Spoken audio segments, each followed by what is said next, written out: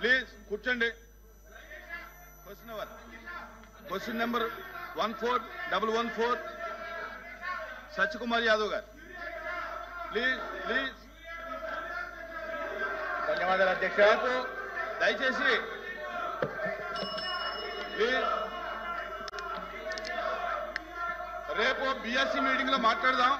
రైతుల సమస్య మీద ఏమన్నా షార్ట్ డిస్కషన్ ఏమన్నా ఉంటుందేమో గవర్నమెంట్ అడుగుదాం. సార్ అశ్విన్ అడిగారు. మినిస్టర్ గారు చెప్తున్నారు వినండి వినండి. కన్సర్న్ మినిస్టర్ గారు చెప్తున్నారు వినండి. కన్సర్న్ మినిస్టర్ గారు చెప్తున్నారు వినండి.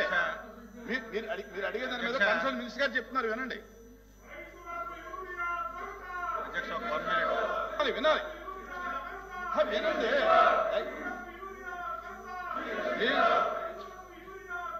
అరే వినండి. అధ్యక్ష అధ్యక్ష అధ్యక్ష అధ్యక్ష ఇప్పుడు ఇప్పుడు అధ్యక్ష క్వశ్చన్ అవర్ అయ్యాక బిఎస్సి మీటింగ్ ఉంది అధ్యక్ష. బిఎస్సి మీటింగ్ లో మీరు సమయం కేటాయించండి. యూరియా మీద వ్యవసాయ ఉత్పత్తుల మీద ఎన్ని గంటల సేపు మీరు సమయం ఇస్తే అన్ని గంటల సేపు మాట్లాడి స్పష్టంగా వ్యవసాయ శాఖలో జరుగుతున్నటువంటి ప్రతి విషయాన్ని ఇక్కడ సభ్యులకే కాదు రాష్ట్ర ప్రజలకి తెలియచేయవలసినటువంటి అవసరం ఉంది. మేము రెడీగా ఉన్నాము. మీరు సమయం కేటాయించండి. మేము చర్చించడానికి సిద్ధంగా ఉన్నాం.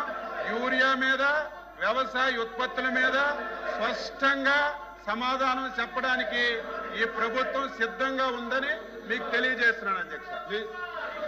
రేపు బిఎస్సి మీటింగ్ లో దీని మీద చర్చించి నిర్ణయం తీసుకుందాం అంటున్నారు మంత్రి గారు.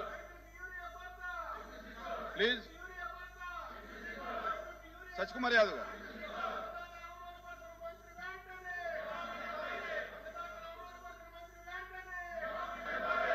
అధ్యక్ష ధన్యవాదాలు అధ్యక్ష.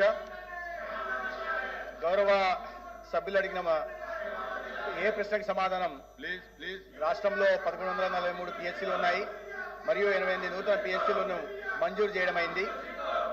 రెండో బి ప్రశ్నకి సమాధానం లేదండి. సి ప్రశ్నకి సమాధానం ఈ ప్రశ్న ఉత్పన్నం కాదు. డి ప్రశ్నకి సమాధానం ఈ ప్రశ్న ఉత్పన్నం కాదు.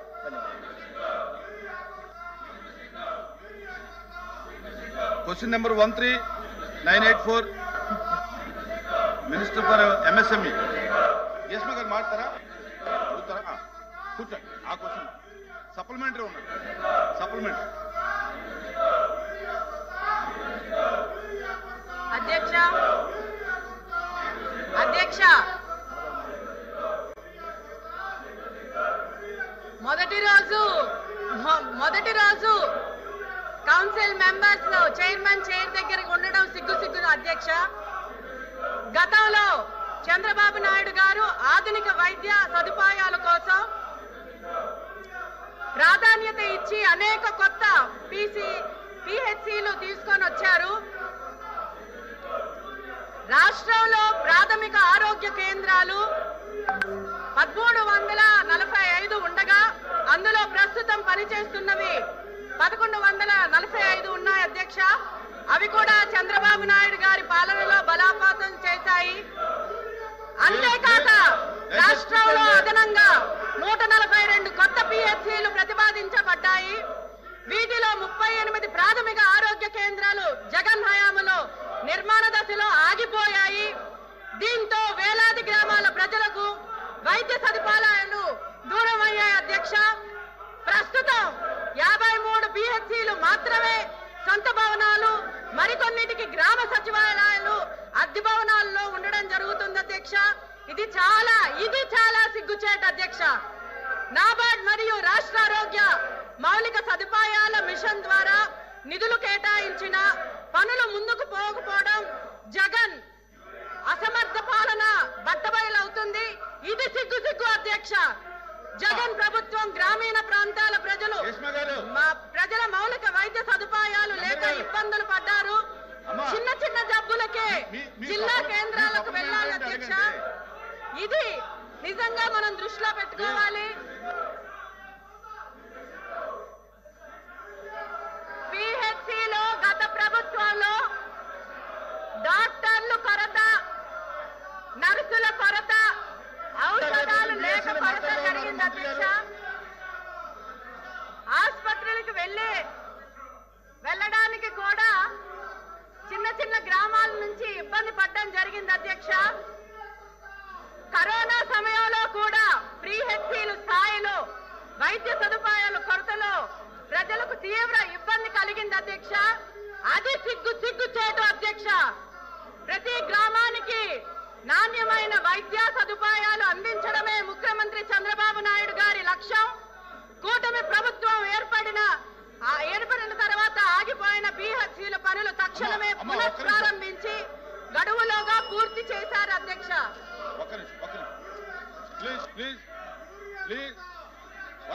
వినాలి, మీరు ఒక నిమిషం వినాలి, దయచేసి వినాలి ప్లీజ్. రేపు బిఎస్సిలో దాని మీద చర్చించడానికి అవకాశం ఉందని చెప్తున్నారు. నిర్ణయం తీసుకున్నాం రేపొద్దున మంత్రి గారు చెప్తున్నారు కదా.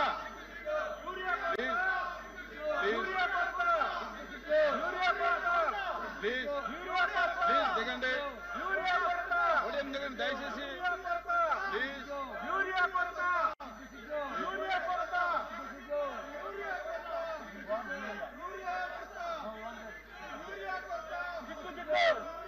ప్లీజ్ మంత్రి గారు చెప్పారు, కన్సర్న్ మంత్రి గారు చెప్పారు, రేపు బిఎస్సీలో మాట్లాడదాం.